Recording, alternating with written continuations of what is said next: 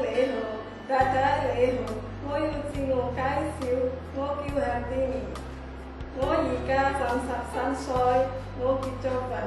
我有一個仔，我係會教導，我讀到高中畢業，我有一個姊妹，我排第一，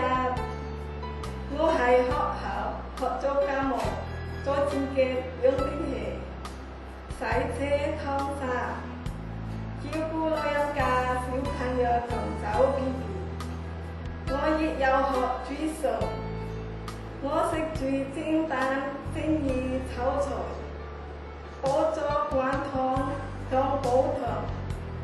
先生太太，我要食豬肉，但係我唔識豬肉。